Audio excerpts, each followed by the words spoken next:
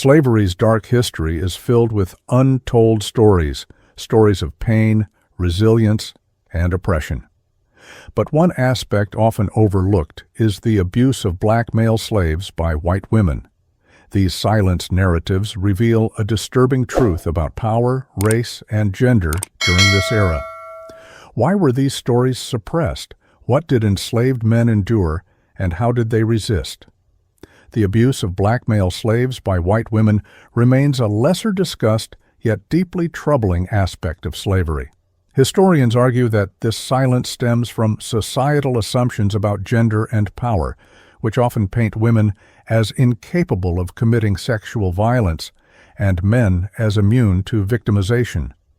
These biases have obscured the exploitation faced by enslaved black men, whose experiences were shaped by the intersection of race, gender, and power dynamics.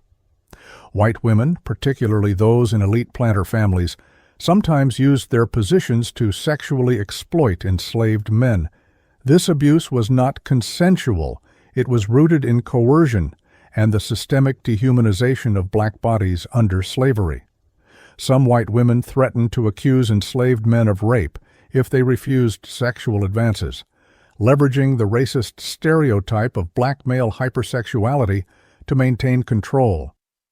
Others sought intimacy with enslaved men as a way to rebel against patriarchal constraints or assert dominance within a rigid social hierarchy.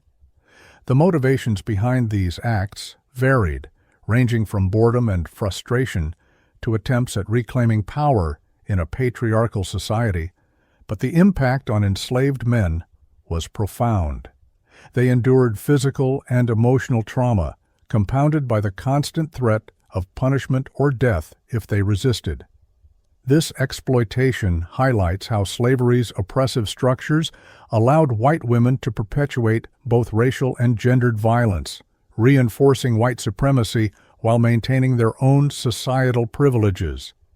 Historically, women have been perceived as too weak or passive to commit such crimes, while men have been seen as incapable of being victims of sexual assault. These biases have obscured the reality of the exploitation faced by enslaved black men. Light-skinned male slaves, in particular, were frequent targets of sexual abuse due to their appearance, which often attracted their enslavers. White women used their racial and social power to dominate and exploit these men, treating them as property for their own gratification. Historian Thomas Buckley's research revealed that interracial adultery was a notable issue in antebellum Virginia, with some white men filing divorce petitions citing their wives' relationships with black men. Peter Nielsen, traveling in Virginia during the 1820s, documented the story of a planter's daughter who seduced one of her father's enslaved men, demonstrating how power dynamics enabled such abuse. Similarly, Harriet Jacobs, in her 1861 autobiography, Incidents in the Life of a Slave Girl, shared the harrowing story of Luke, an enslaved man chained to his bedridden master's bedside to provide constant care, including sexual favors. Jacobs described how Luke was often left wearing only a shirt to make him more vulnerable to both physical punishment and sexual exploitation. Scholar Thomas Foster, in a 2011 article from the Journal of the History of Sexuality, argued that enslaved black men were regularly subjected to various forms of sexual abuse by both white men and women. This included physical assault, forced reproduction, coercion, and psychological manipulation. Foster highlighted cases like that of Louis Bourne, who filed for divorce in 1824 after his wife pursued a long-term sexual relationship with an enslaved man named Edmund. These examples underscore how white women could use their racial and social power to dominate enslaved men while maintaining societal privilege. The narratives from figures like Jacobs and Foster expose the systemic nature of this exploitation, challenging traditional assumptions about gendered power dynamics during slavery. They reveal how sexual violence was not limited to enslaved women, but extended to men as well, further illustrating the pervasive dehumanization within the institution of slavery. Thomas Foster argued that the sexual exploitation of enslaved black men by white women was often a means for these women to assert control and fulfill fantasies of domination, not only over the enslaved men, but also over white men. This dynamic is supported by testimonies collected by the American Freedmen's Inquiry Commission in 1863, which documented the realities of slave life. Among these were accounts of sexual relationships between enslaved men and their mistresses, revealing the coercive nature of such interactions. Abolitionist Captain Richard J. Hinton also highlighted this abuse, stating that nearly every light-skinned black man he spoke with had experienced instances where they were forced into sexual relations by white women. One former slave shared how his mistress demanded that he sleep with her after her husband's death. These stories demonstrate how white women used their racial and social power to dominate enslaved men while maintaining their societal privilege. Such cases were not uncommon. For example, in 1824, Louis Bourne filed for divorce, citing his wife's long-term affair with an enslaved man named Edmund. These relationships were often framed as consensual by society at the time, but they were rooted in coercion and exploitation, reflecting the broader power dynamics of slavery. Foster's findings challenged traditional narratives about gender and power, shedding light on the systemic abuse endured by enslaved black men. Thomas Foster agrees with scholars who say that rape can symbolize the abuse faced by both enslaved men and women. All enslaved black people were vulnerable to nearly every kind of violation, creating a shared experience of suffering and exploitation. While many Americans know that George Washington owned enslaved people at his Mount Vernon home, fewer are aware that his wife, Martha, greatly increased their numbers. When they married in 1759, George owned about 18 enslaved people, but Martha brought 84 more from her first husband's estate, significantly growing the population at Mount Vernon. This shows how slavery was not just about forced labor, but also about complete control over the lives of enslaved individuals. Foster's work highlights how this system allowed for widespread abuse and domination in every part of an enslaved person's existence. Martha Washington, one of the wealthiest women in Virginia, owned 84 enslaved individuals, a number that highlights her significant role in slavery. While the high number of enslaved people she owned may seem unusual, the fact that she was a slaveholder is not. Historian Stephanie E. Jones Rogers has studied census data from 1850 and 1860, revealing that white women made up about 40% of all slaveholders in the U.S. This challenges the traditional belief that white women played a passive role in slavery. Jones Rogers explains in her book They Were Her Property that slave-owning parents often gave their daughters more enslaved people than land, tying their identities as Southern white women to the ownership and control of enslaved individuals. White women actively participated in the slave market, buying, selling, managing, and even seeking the return of enslaved people.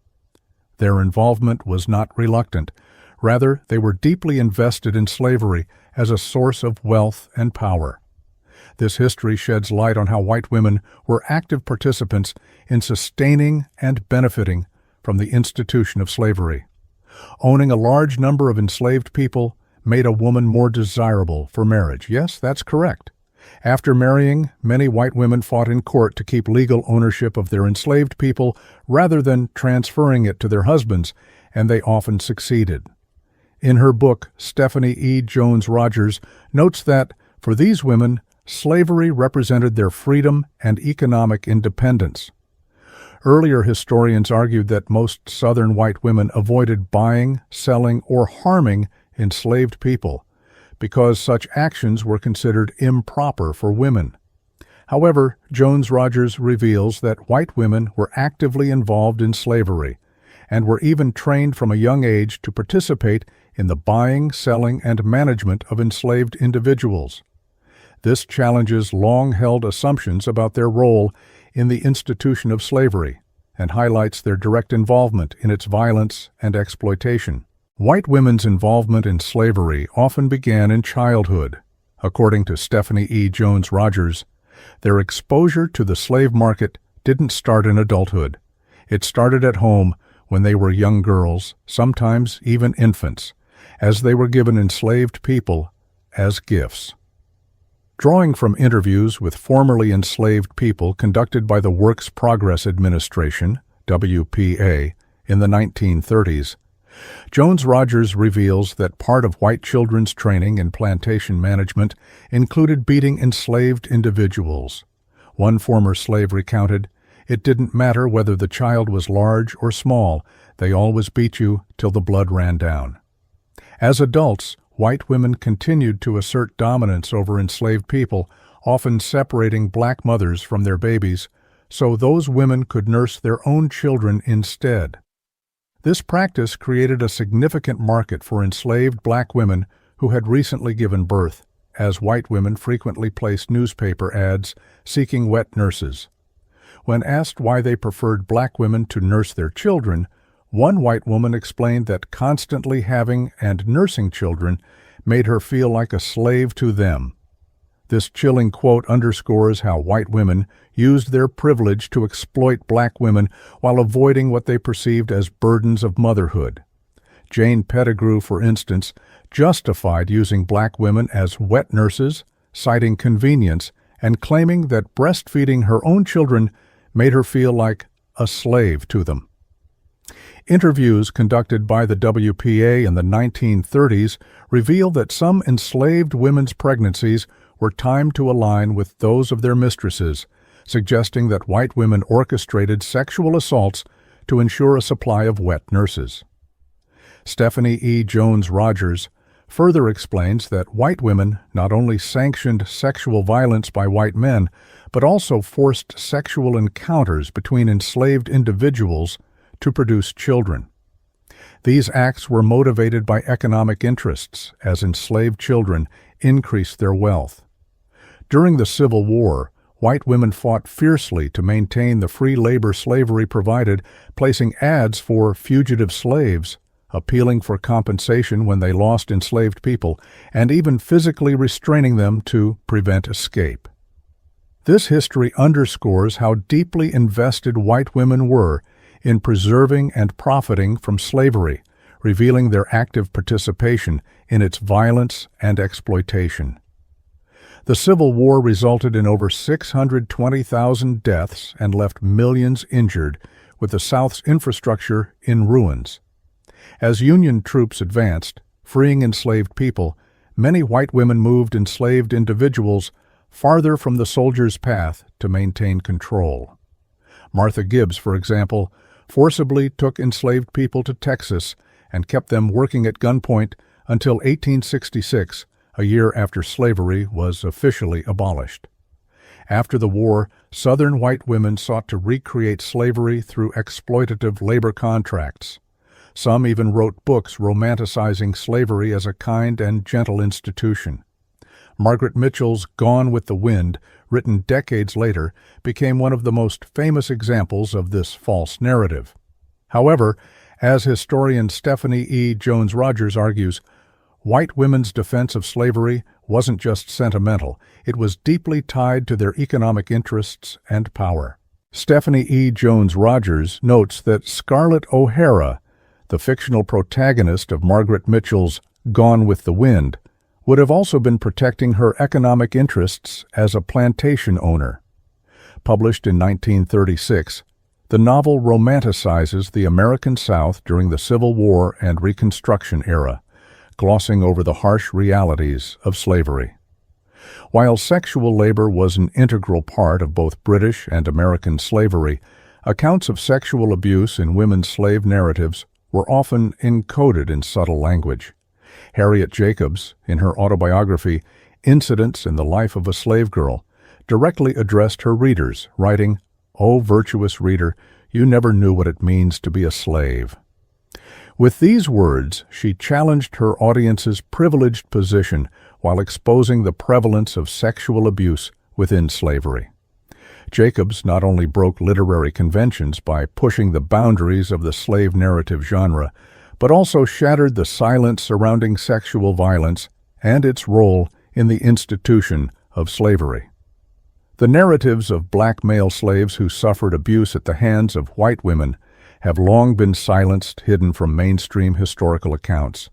This suppression was intentional, designed to protect the carefully constructed image of white femininity and uphold a broader narrative of slavery that focused primarily on white male slaveholders. By disregarding or dismissing these stories, historical documentation erased the voices of enslaved individuals, particularly black men, who endured abuse. Slave narratives that depicted white women as perpetrators of abuse were seen as a threat to the social order. Publishing such accounts challenged the idealized image of the virtuous Southern lady and exposed the violence that white women actively participated in. Enslaved individuals who spoke out about their experiences faced severe consequences, making it nearly impossible for these stories to be told. Despite this suppression, some narratives and accounts have survived, shedding light on this overlooked aspect of slavery and challenging the traditional portrayal of white women's roles in maintaining and perpetuating the institution. The abuse of black male slaves by white women represents a deeply disturbing and often overlooked aspect of slavery's dark history. Many enslaved individuals hesitated to speak openly about the abuse they endured, particularly when it involved white women, out of fear for their safety and that of their loved ones. This silence was compounded by societal efforts to suppress such narratives, protecting the idealized image of white femininity and the broader narrative that focused primarily on white male slaveholders. Despite these efforts to erase their stories, some accounts of resistance and resilience have survived in historical records and slave narratives. These stories reveal the complex power dynamics, sexual exploitation, and physical and psychological abuse endured by black male slaves. By examining these experiences, we gain a deeper understanding of the intersections of race, gender, and power during this era. Acknowledging this painful history is crucial for creating a more inclusive and just society where all victims of historical oppression are recognized and remembered. Thank you for watching this video. Don't forget to support us by liking, sharing, and subscribing to stay connected with our community. See you again soon.